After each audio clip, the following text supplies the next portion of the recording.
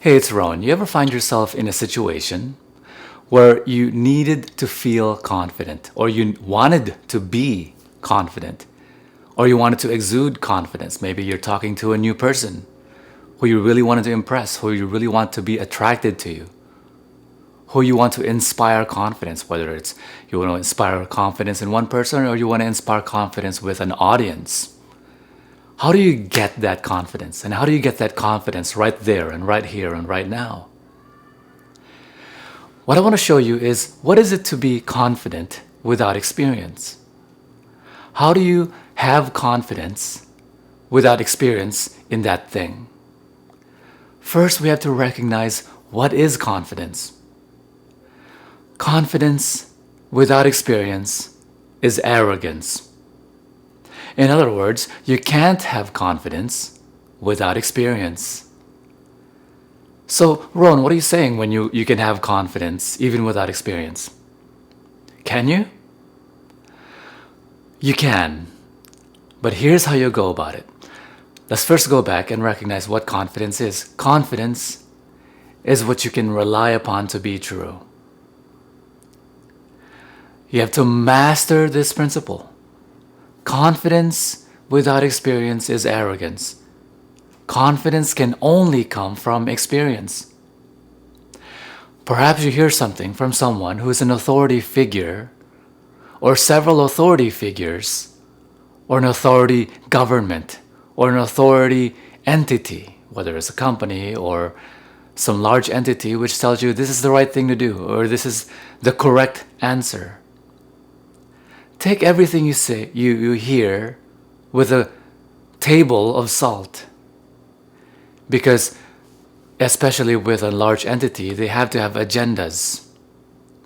Because there's some reason in which they're propagating that idea or that quote-unquote fact. If it's from another person, they probably have a bias. Most people cannot control their bias.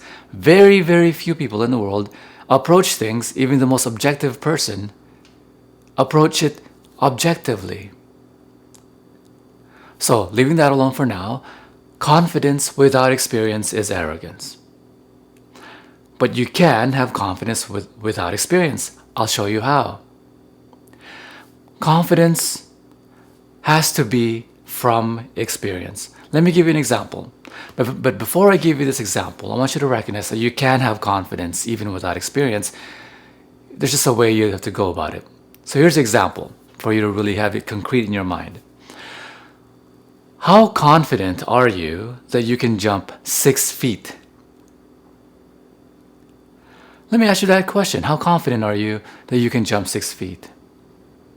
Now, if you haven't gone and tried jumping from this point to this point, which is 6 feet apart, and recognized where you are, then you haven't got experience, and therefore you cannot have confidence.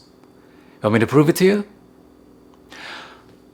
Let's say we're on top, at the very top, the ceiling floor of an 80-story building. And we had to jump. We just had to, for whatever reason, we had to jump 6 feet across to another building 80 stories high. But in between those two buildings is no safety net. In between those two buildings is an 80-story drop. There's practically no way you'd survive that drop. So, let me ask you that question again. How confident are you that you can jump 6 feet?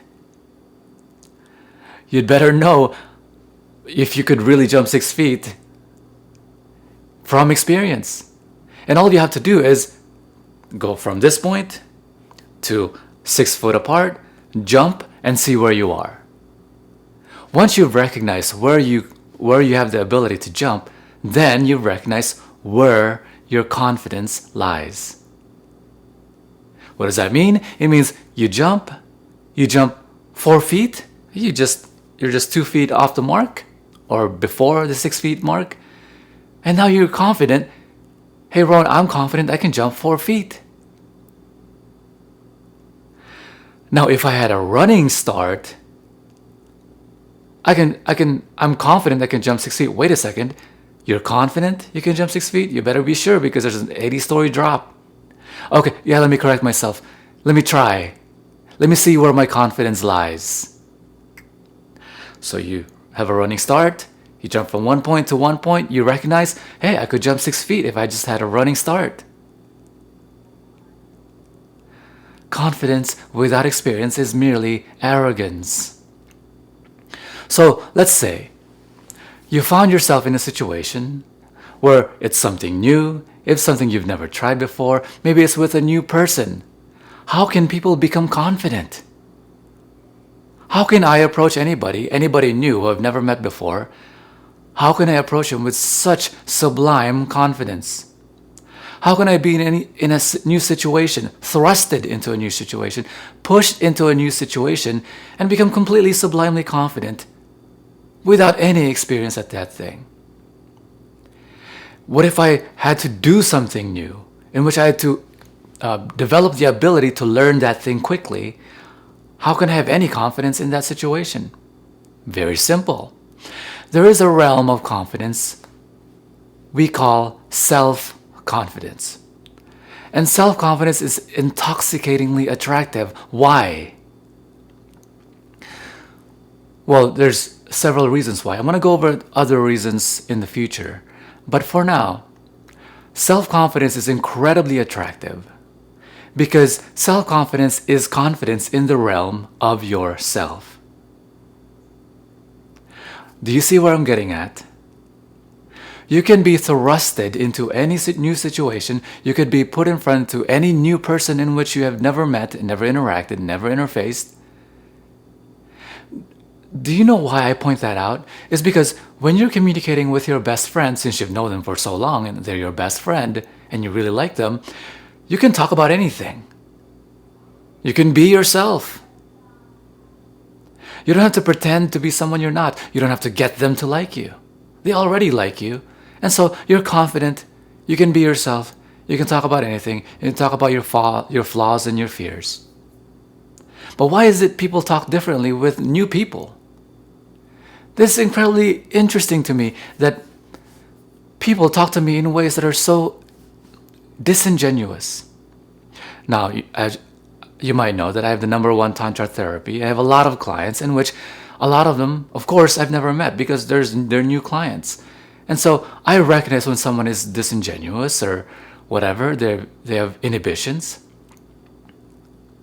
But in any case, people, when they talk to new people, they are not themselves.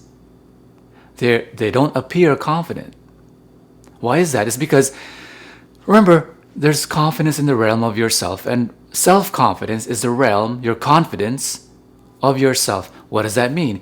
It means what is confidence? Confidence is what you can rely upon to be true. You're communicating, and what they can rely upon, what you're communicating is true.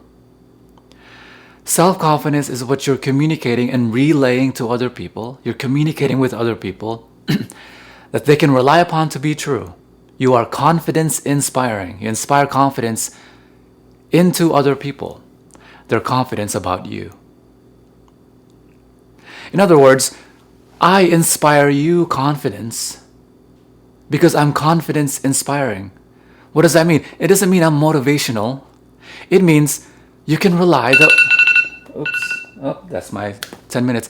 You can rely that what I say, what I tell you is true. So be confidence inspiring. Self-confidence is what you can rely upon to be true. You can be yourself anytime, anywhere. If you don't know something, say you don't know it. If you know yourself, you know what you can do, you know what you can provide, communicate that. Talk to you next time. Bye-bye.